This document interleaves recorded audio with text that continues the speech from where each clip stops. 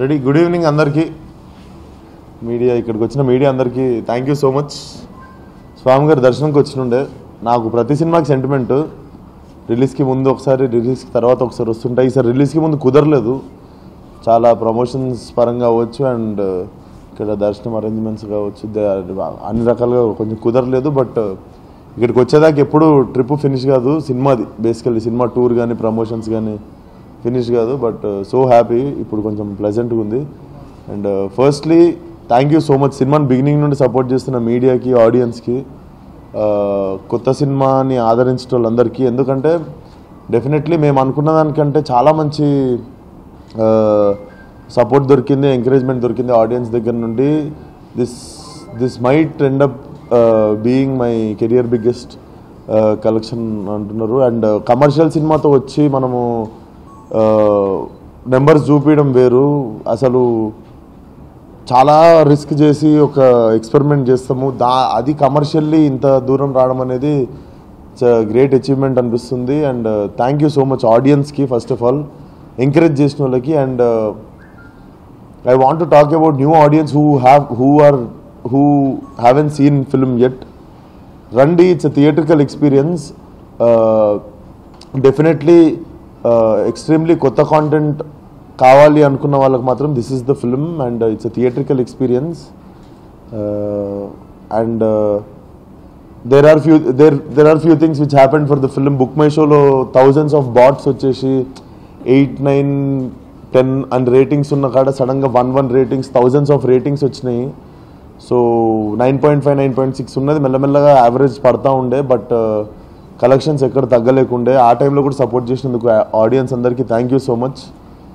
And మనం అంటూ ఉంటాము ఎన్ని రోజులు ఇదే సినిమా చూస్తుంటాం, మన ఇండస్ట్రీకి కొత్త సినిమా రావాలి, కొత్తగా ఉండాలి సినిమా అని.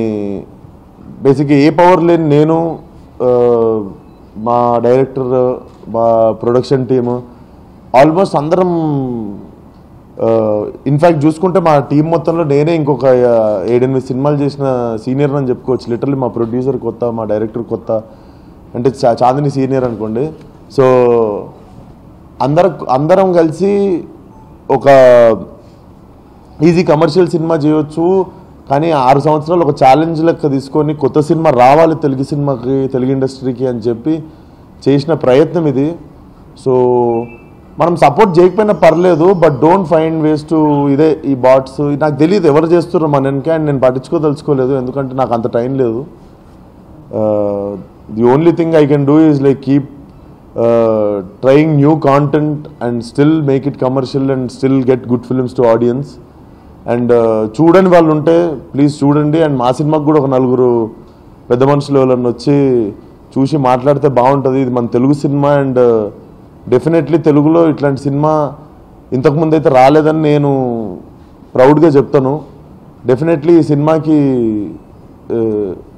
Gaami won't stop here. Gaami ఇప్పుడే స్టార్ట్ అయింది అనుకోవచ్చు, ఎందుకంటే this will go very far. 10 సంవత్సరాల తర్వాత, 20 సంవత్సరాల తర్వాత కూడా మనం తెలుగులో ఇట్లాంటి సినిమా ఉందని గర్వపడే సినిమా ఖచ్చితంగా అవుతుంది. నేను ఓవర్ కాన్ఫిడెంట్గా మాట్లాడుతున్నాను. సినిమా రిలీజ్ అయిన 4 రోజుల తర్వాత మాట్లాడుతున్న మాటలు ఇవి. So I'm only expecting people to understand the intention. మా ఇంటెన్షన్, మేము ఏ ఇంటెన్షన్తో ఈ సినిమా చేసినాం అన్నది అర్థం చేసుకోండి. అండ్ ఎందుకు ఇంతమందికి నచ్చిందని ఆలోచించండి. అండ్ అర్థం కాలేదు అంటే we are not calling them dumb or anything. అర్థం కాకపోతే ఇంకోసారి చూడండి కానీ. బట్ ఫిలిం డెఫినెట్లీ నచ్చిందంటే కూడా నచ్చిన వాళ్ళకి ఎందుకు నచ్చిందో మీకు యూ మస్ట్ నో. డెఫినెట్లీ మనం డ్యూనో ఏదో అయితే పోయి బట్టలు చింపేసుకొని చూసేస్తుంటాము. డెఫినెట్లీ అంత పెద్ద రాకెట్ సైన్స్ ఏం లేదు సినిమాలో. If you pay little conscious, కొంచెం అటెన్షన్ పే చేస్తే అర్థమైపోయే సినిమా. నాకు కొంతమంది కన్ఫ్యూజ్ అవుతున్నా అంటే కూడా నాకు అర్థం కాలేదు ఎందుకు అవుతారో, ఎందుకంటే మిగిలిన వాళ్ళకి ఎందుకు అర్థమైందో అర్థం చేసుకోండి. And thank you so much for the audience once again. Please watch it in big screen, థియేటర్స్లోనే చూడండి. Thank you. ఏది అఘోరాదా సార్? ఇదే కదా సార్, అఘోరా క్యారెక్టర్ వేసిన సార్. సినిమా చూడలేదు ఇంకా. సో అఘోరా క్యారెక్టర్ వేసినప్పుడు ఎట్లా అనిపించింది అంటే సార్, డెఫినెట్లీ నేను చేయలేని అనిపించింది. బేసిక్గా నేను ఎప్పుడు నాకు ఏవి చేయలేని అనిపిస్తుందో అవే చేయాలని ట్రై చేస్తుంటా. సో ఫస్ట్ థింగ్ నేను ఈ రోల్ చేయడానికి కారణం నేను చేయలేను అనిపించింది సార్, అంతే.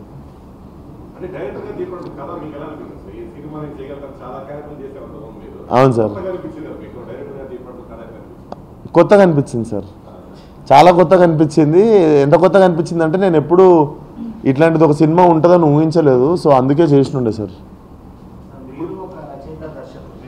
అవును, అంటే ఆయన సోషల్ స్టడీస్, నాది నాది నాది నాది మాస్ కమ్యూనికేషన్ సార్.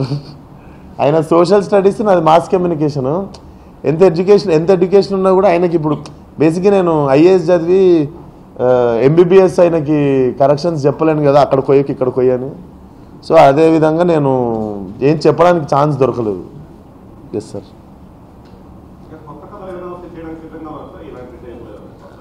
అంటే కొత్తగా చేస్తున్నా సార్, మ్యాక్సిమం. ఇంకా కొత్తగా ఏమన్నా వస్తుందేమో చూస్తా sir. Next project gangs of Godavari sir, మేలో రిలీజ్ అవుతుంది.